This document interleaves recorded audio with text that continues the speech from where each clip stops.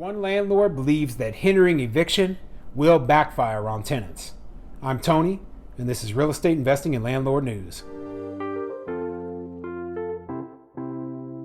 All right, so I have a opinion article for you today, and normally I don't read opinion articles. I just like to deliver the news, but I did want to bring this article to you today because it's telling you what one landlord thinks of what's going on in terms of the new legislation that's passed in the state of Colorado. But before I get into this article, let me go ahead and ask you to hit the like and subscribe button, and I can keep bringing you articles that are of interest to landlords and articles about the eviction moratorium, and keep bringing you updates so that you can know what's happening and be well informed. So this article comes from coloradopolitics.com, and it says, point, hindering eviction will backfire on tenants. Keep in mind that this is a little bit more political article than I normally get into, so it doesn't necessarily reflect my opinion, but I do agree with some of the points that he says. The Democrats in the Colorado State Legislature are at it again. In their never-ending quest to make everything fair, they have passed and sent to the governor's desk a bill regulating lease agreements for homes throughout the state. Unfortunately, as is the norm for such policy decisions, these changes will do nothing but harm the very people the Democrats claim they want to protect.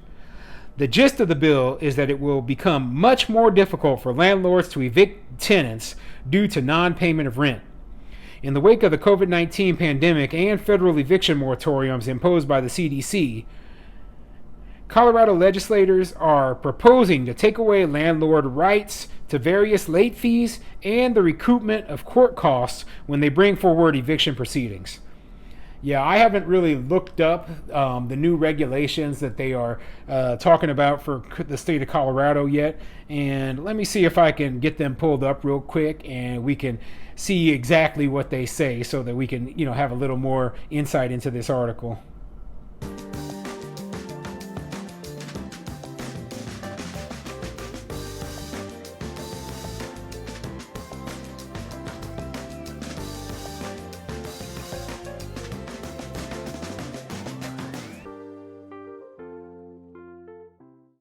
Tenants will not have to worry about facing eviction for unpaid late fees, and landlords will be able to work with families to collect the late fees they are owed.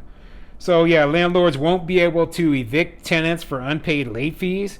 Well, that's a debt just like anything else, so why wouldn't they? And let's see here.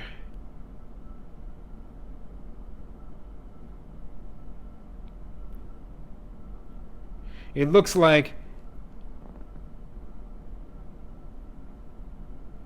I don't really see what else, but that I can understand why the landlords aren't happy with this. Any additional regulations on landlords, I mean, they're usually anti-landlord, okay? And Colorado, as everyone knows, is a much more tenant-friendly state than a lot of the other states throughout the country. So it doesn't surprise me that there's a lot of this pro-tenant, anti-landlord legislation that's getting passed or they're attempting to pass right now.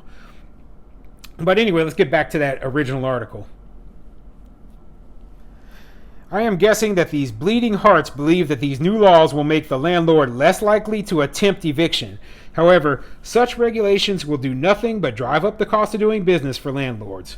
My question for these masterminds is this: who do you think will really end up paying for all these extra costs and difficulties? It's the exact same question we have to ask those who think that overtaxing corporations will solve income disparities. Who ultimately pays? The answer is, of course, the buyer, or in this case, the tenant. Housing costs in Colorado have already been skyrocketing over the past few years. Rather than slow that rocket down, this will give an extra boost of fuel to the engine. And rather than punish the big companies that Democrats always imagine are the snidely whiplashes of the world, it is far more likely to punish mom and pop operations. Yep, that's the problem with all of this legislation, any landlord legislation, any legislation that goes after, they're trying to get these big businesses and, oh, we're going to get them, is that it always ends up hitting the small guys. And in this case, it's going to be the small mom and pop landlords. And in the case of, businesses, it always hits the small businesses. And it's just, it's the unintended consequence is that it pushes the small operators out of business, and it actually helps the big operators, because the big operators, they can actually get through all the regulations. They actually have lawyers and accountants and professional property management, and they have everything necessary to get through all of this. And if they have tenants that don't pay them, they have large reserves, etc. Now, when you go down to the small mom and pop landlords, a lot of them are self-managing. They can't afford to pay accountants. They can't afford to pay lawyers. They're going to eviction court by themselves and presenting their case by themselves, against their tenants. Okay, so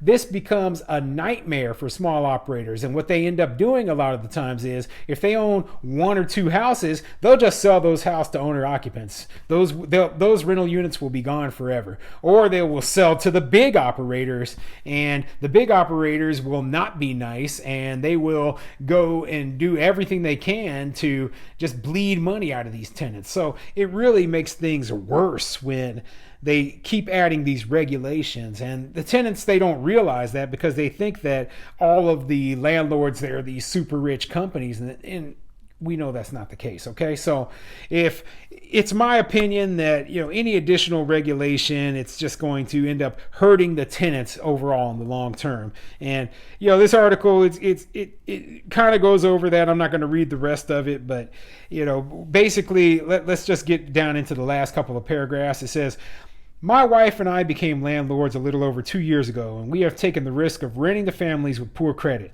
It worked out for us, as they have been exemplary tenants, but even with the rent being paid on time every month, we did not make out like bandits. Our total profit over 2 years was approximately $3,000 after paying our mortgage and completing repairs as needed. We are happy that we were able to help people who needed a break, but that should not be expected of everyone in the market. Landlords are often people looking to build a nest egg or passive income for retirement. SB 21-173 will do nothing but rob that nest, screw the poor, and send our rental market prices into the stratosphere."